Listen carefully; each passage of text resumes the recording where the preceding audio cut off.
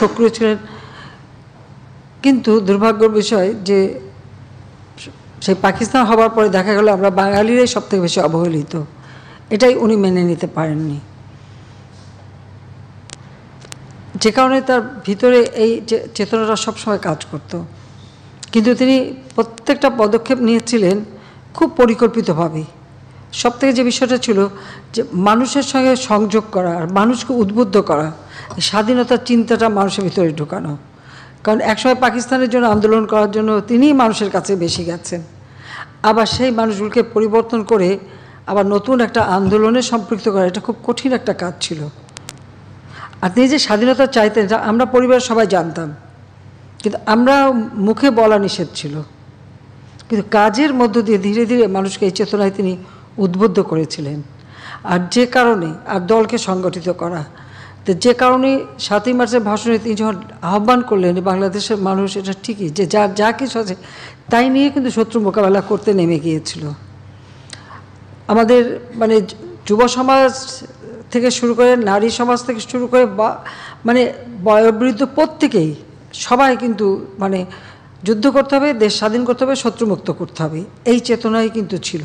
এই চেতনাটা সৃষ্টি করা কিন্তু একটা বিরাট কাজ ছিল, যেটা জাতির পিতা বঙ্গবন্ধু শেখ মুজিব সারা বাংলাদেশের মানুষের মাঝে এই চেতনাটা তিনি ছড়িয়ে দিতে পেরেছিলেন, এই চেতনায় মানুষকে উদ্বুদ্ধ করতে পেরেছিলেন। আমাদের মুক্তিযুদ্ধে শুধু যারা অস্ত্র হাতে নিয়ে যুদ্ধ করেছে তা নয়, ভিতরে যারা ছিলেন তারাও প্রতি পদে পদে পাকিস্তানি হানাদার বাহিনীর জন্য প্রতিবন্ধকতা সৃষ্টি করা, কারণ এটা একটা গেরিলা যুদ্ধ। 7ই মার্চের ভাষণের যে দিক নির্দেশনা সেটা কিন্তু একটা গেরিলা যুদ্ধ পরিচালনা করার দিক নির্দেশনা তিনি দিয়েছিলেন, আবার দেশের মানুষ কিন্তু সেটাই করেছে, এবং যার মধ্যে দিয়ে আমরা দেশটাকে স্বাধীন করতে পেরেছি। একটা কথা তিনি বলতেন যে আমাদের এই ঘুণে ধরা সমাজটা ভেঙে একটা নতুন সমাজ গড়তে হবে।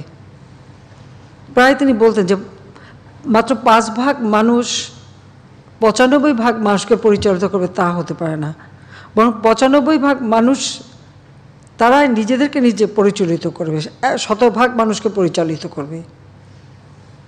আর সেই লক্ষ্য নিয়ে একদিকে যুদ্ধবিধ্বস্ত দেশটা গড়ে তোলার পর তিনি যখন সেই লক্ষ্যটা নিয়ে যাত্রা শুরু করলেন, একটা পরিবর্তন আনতে চাইলেন।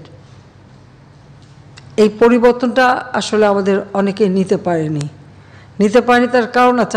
এটা হলো আমার চিন্তা যে আসলে এই অঞ্চলের মানুষ বারবারই কিন্তু শোষণ বঞ্চনার শিকার হয়েছে, যার ফলে তাদের ভিতরে যে একটা আত্মমর্যাদাবোধ বা আত্মসম্ভ্রমের চিন্তা সেটা কিন্তু অনেকটা কম ছিল। কিন্তু মহান মুক্তিযুদ্ধে বিজয় অর্জনের পরে তাদের মাঝে সেই চেতনাটা কিন্তু সাধারণ মানুষের মধ্যে সেই চেতনাটা গড়ে ওঠে। কিন্তু আমাদের যে কিছু এক শ্রেণীর লোক আছে বেশ তারা জ্ঞানী গুণী, তারা সবসময় তাদের নিজের আরামায়েশটার দিকে বেশি তাকায়।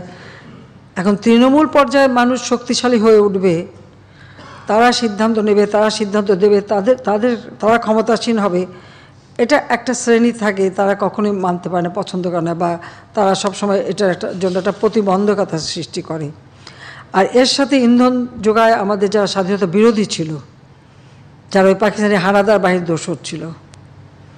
আর পাকিস্তান বা অনেক বড় বড় দেশও তখন যারা 7 ফ্লিট পাঠিয়ে আমাদের যুদ্ধে আমাদেরকে বাধা দেওয়ার চেষ্টা করেছে, তাদের কাছেও বাংলাদেশের স্বাধীনতা বা এই বিজয়টা, যারা পাকিস্তানকে সাহায্য করেছিল, তাদের কাছে এই বিজয়টাও গ্রহণযোগ্য ছিল না।